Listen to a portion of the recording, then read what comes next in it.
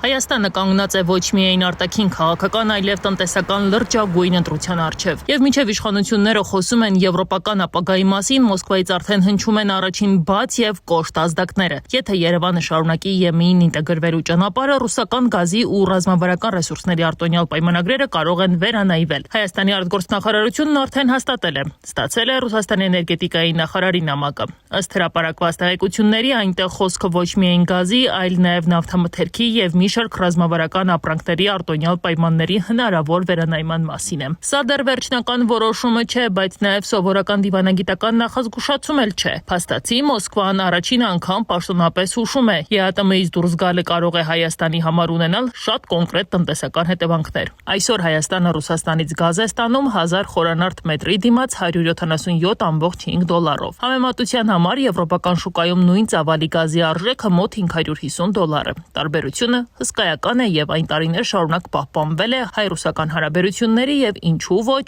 պայմանավորվածությունների հաշվին։ Թե իշխանությունը եւ թե հասարակության մեծամասնությունը պետք է հասկանա, որ ԵԱՏՄ-ի կողմից հենց հիմա նախազգուշական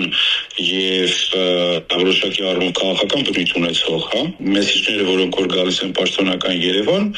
դրանք բավականին լուրջ են, ուշադրության, ոչ միայն ուշադրության արժանի են, այլ իշխանությունը անպայմանորեն այստեղ պետք է բացատրություն տա իր հասարակությանը, թե ինչ գործընթացներ են գնում։ 2013 թվականի համաձայնագրով Գազպրոմը չեղարկել էր Հայաստանի համար գործող 30% արտահանման տուրքը։ Այդ պայմանավորվածությունից հետո գազի գինը նվազել էր դառնալով $189, ապա 165։ Այսօր գործող սակագինը դեռևս զգալիորեն ցածր է եվրոպական շուկայից։ Սակայն եթե Հայաստանը դուրս գա ԵԱՏՄ-ից, ըստ տարբեր վերլուծությունների գազի գինը կարող է աճել առնվազն 30%-ով։ Իսկ եթե քաղաքական հարաբերությունները շարունակեն սրվել, Մոսկվայում արդեն չեն բացառում նույնիսկ մատակարարումների ամբողջական դադարեցումը։ Քաղաքական կողմնորոշումները տնտեսական այս կամ այն բլոկի մեջ լինելու Ռուսաստանը շատ կոնկրետ եւ հստակ է սկսել դնել։ Դրանք առայժմ կրում են նախազգուշացման բնույթ,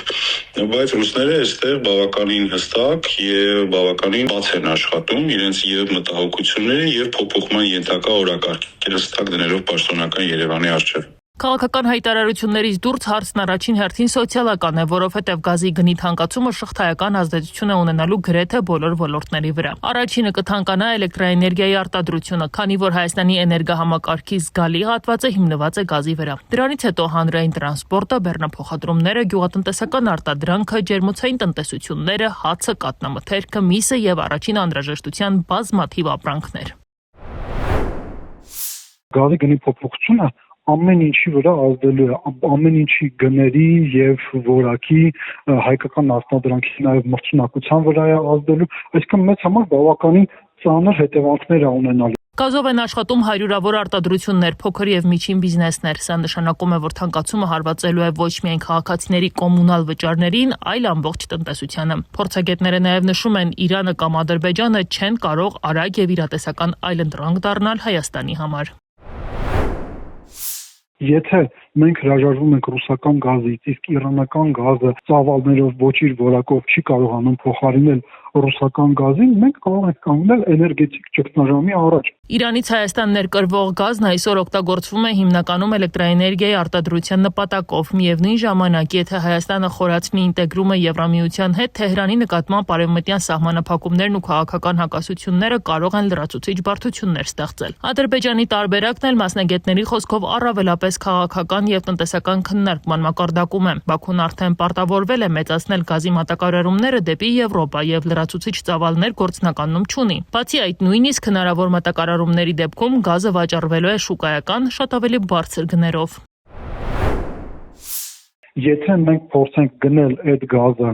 Ադրբեջանից, ապա Ադրբեջանը պարզ է դա օգտագործելու է ոչ միայն որպես քաղաքական լծվակ Հայաստանի դեմ, այլ նաև էթնոդեմոգրաֆիկ լծվակ, ավելի կոնկրետ ձեզ ասեմ, իրենք կարող են նրա առաջ պայման դնեն, ասեն 300 չէ, 500,000 ադրբեջանցի պետք է Հայաստան տեղափոխվի, միայն դրանից հետո մենք դες կմատակարարենք գազ։ Իսկ ամենակարևոր հարցերից մեկը միջև օրս մնում է անպատասխան։ Հայաստանն ունի բավարար ֆինանսական ռեսուրս, անհրաժեշտ բյուջե վատթարագույն սցենարի դեպքում արդեն շուկայական կամ եվրոպական գներով գազ ձեռք բերելու համար։ Քաղաքագետ Վլադիմիր Մարտիրոսյանի գնահատմամբ այս փուլում էներգետիկ եւ արտաքին քաղաքականության շուրջ հնչող հայտարարությունները ոչ այնքան ռազմավարական հաշվարկներ են, որքան նախընտրական քարոզչության մաս։ Իսկ հունիսի 7-ից հետո իրավիճակը շատ ավելի կսառի հայտարարությունների առումով եւ Հայաստանը կմտնի շատ ավելի ռեալ քաղաքական դաշտ։